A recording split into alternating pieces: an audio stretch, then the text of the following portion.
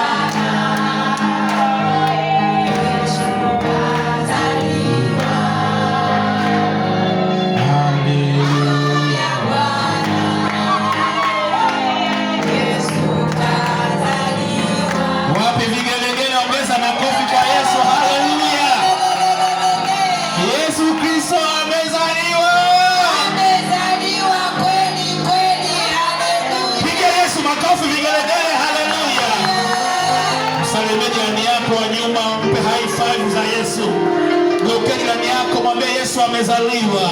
Yesu amezaliwa. Kwa nini Yesu amezaliwa? Nimekuambia kwamba usifuatilie mitandao unavyosema. Yesu ndiyo amezaliwa.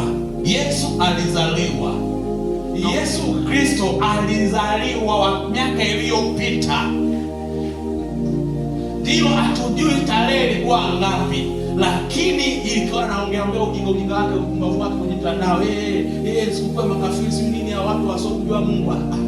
Tunajua Yesu. Kama unaamini Yesu alizaliwa, uwe na hakika hili tendo ni tendo la kiimani.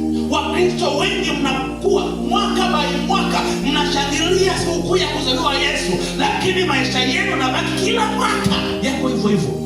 Ni swala la kiimani. Kama unaamini Yesu, imani ile ile iliyosababisha kushona nguo mpya, imani ile ile iliyosababisha kuandaa kuku wa kienyeji so broiler, imani ile ile unaandaa kitimoto chakula, yani maandalizi. Kuna watu kwa mmeshatumia 5 milioni maandalizi ya Christmas.